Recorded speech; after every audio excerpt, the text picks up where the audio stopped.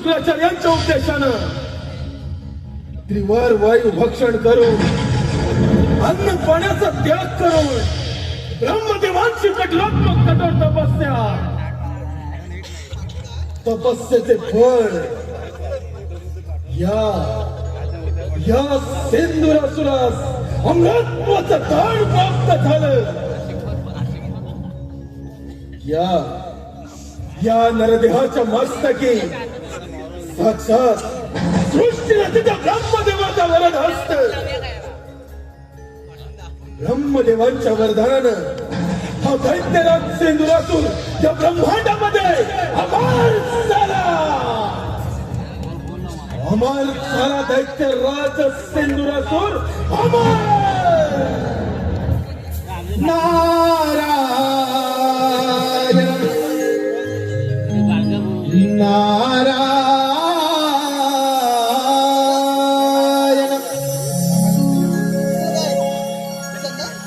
ब्रह्मपुत्र मी नाव नारायण देवारूप मी पाहिले.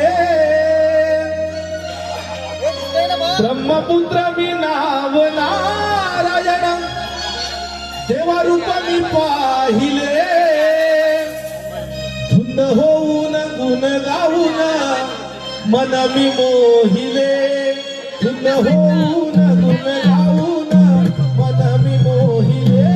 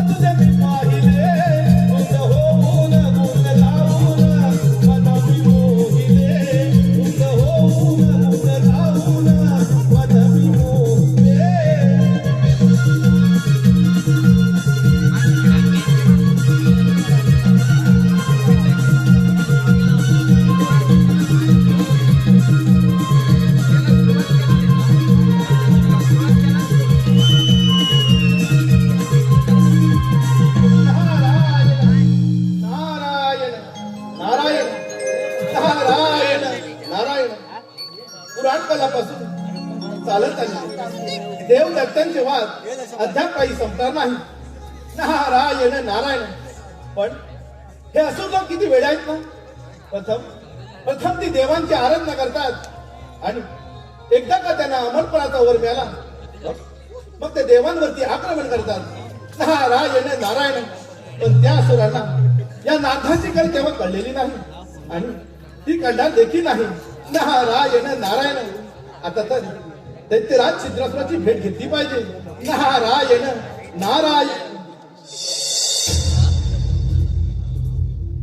नारद मुनी आपण या सिंधुरासुरासमोर नारद मुनी कोणतं प्रयोजन केलं. नारायण नारायण. कोण दैत्यराज सिंधुरासूर. नारायण नारायण. अरे बाबा तू साक्षात ब्रह्मदेवाकडून वर प्राप्ती करून घेतले आहे. नारायण नारायण. म्हणजे तुझा आता जय जयकार नक्की होणार. तुझा जय जयकार नक्की होणार. नक्कीच नारद मुनी जय जयकार फक्त याच चतुर शक्तीचा होणार. आपणास ठाऊकच असेल गुरु शुक्राचार्यांच्या उपदेशानं त्रिवार वायू भक्षण करून अन्न पाण्याचा त्याग करून या नरदेहानं ब्रह्मदेवांची कठोरात्मक कठोर तपस्या केली. तपस्येचे फळ या नरदेहास अमृतत्वाचं दान प्राप्त झालं आणि त्या समर्पणाच्या बळावर हा सिंधुरासूर या समग्र ब्रह्मांडाचा स्वामी होणार. नारायण नारायण. सारं काही आलंय माझ्या लक्षात. तुला हे सारं त्रिभुवन दिकायचं असणार. नारायण नारायण.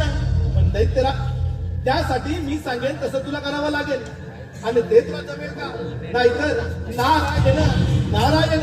नारद मुनी कथन करा. नारायण नारायण. दैत्यराज देवराज इंद्र त्या रंभेच्या नाच गाण्यात दंगून गेलाय. तेव्हा सर्वप्रथम आक्रमण देवराज इंद्रावर निघाला. नारायण नारायण. योग्य वेळ योग्य गोष्ट कथन केली पुढे त्या ब्रह्मदेवांच्या वराची प्रचिती अर्थात रोजवेळी पदांची तेहतीस कोटी देवांचा राजा तो देवेंद्र त्याच्या अमरावतीवर आपली सत्ता प्रस्थापित करणं पहिला समल करो. नारद पुढे देवेंद्र त्यासनी विरोध कोण होणारा सेंदुरासो. नारद पुढे या सेंदुरासुराच्या महत्वाकांक्षी योजनेला प्रारंभ.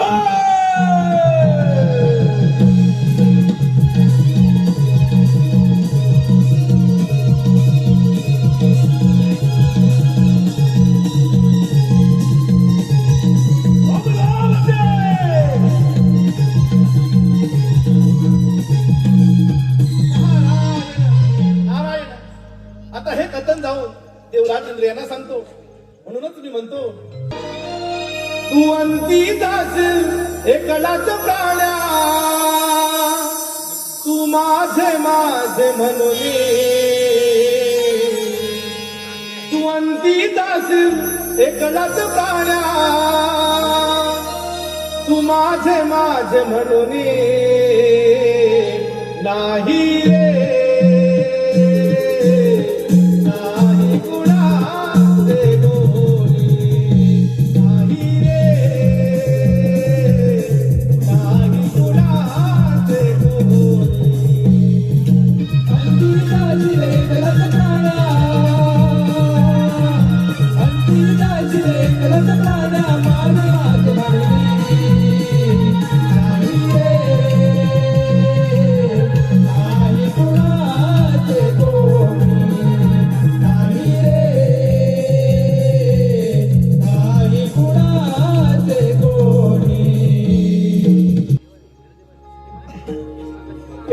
देवांचा राजा मी देवेंद्र महर्षी कश्यप देवी आदिती पुत्र पुरंदर माझी अमरावती अमरपुरी झाले असून याची निर्मिती साक्षात विश्वकर्मांनी केली. माझ्या अमरावतीमध्ये गंधर्व रंभा मेनका उर्वशी आदी अप्सरांचे नृत्य गायन सुरू असते. परंतु अजूनही या दरबारी रंभेचे नृत्य झाले नाही. रंभे रंभे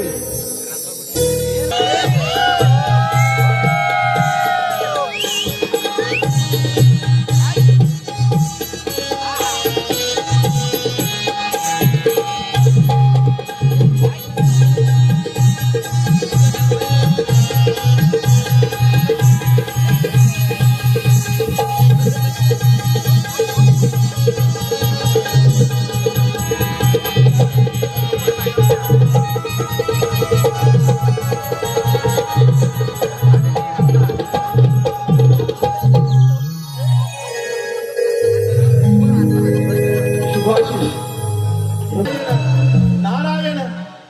प्रणाम देवराज. या ब्रह्मपुत्र नारदाचा दंडवत प्रणाम. शुभाशीष देवर्षी आमच्या अमरावतीमध्ये आपलं स्वागत आहे. देवर्षी आमच्या अमरावतीमध्ये येण्याचं कोणतं प्रयोजन? नारायण नारायण. काय सांगणार देवराज, भूतलावर मोठं संकट आलंय. ब्रह्मदेवाच्या वराने तो सिद्धासुर दैत्य मारला आहे आणि तो तुमच्या या अमरावतीवर आक्रमण करणार, म्हणून म्हटलं आपण सावध राहावं. देवर्षी आपणास तर ज्ञातच आहे, हे अमरावतीचं राज्य मला 14 मन्वंतरासाठी मिळालेलं आहे. ते मिळवणं इतकं सहजासहजी शक्य नव्हे. तसेच वज्रासारखे शस्त्र, ऐरावतासारखे वाहन आणि बलदंड बाहूंच्या सामर्थ्यावर हा देवराज या अमरावतीचे रक्षण करण्यासाठी सदैव समर्थ आहे. नारायण नारायण. मग ठीक आहे देवराज, येतो मी. देवर्षी आपण निश्चिंत राहा आणि आपले भ्रमण कार्य असे सुरू ठेवा. नारायण नारायण.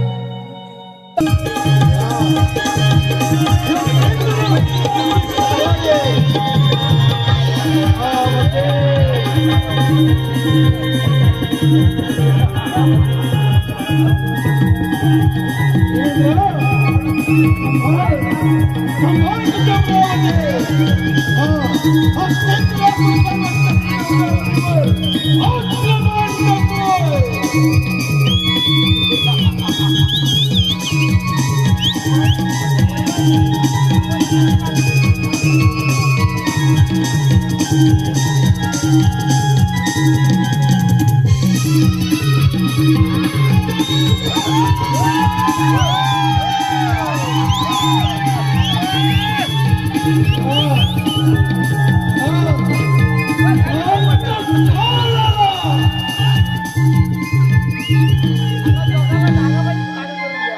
देवेंद्र, तुझ्या या सुवर्ण सिंहासनावरून पाय उतारो, या सेंदुरासुराला शरण ये, हेच तुला अंतिम चेतावणी. अतिथी देवो भव. दैत्यराज, तू माझ्या अमरावतीमध्ये अतिथीप्रमाणे आला आहे, त्यामुळे तुझे आदरातिथ्य करणे हे माझे प्रथम कर्तव्य. परंतु एक गोष्ट सदैव ध्यानात ठेव, ही अमरावती मिळवणं एवढं साधा आणि सोपं नव्हे.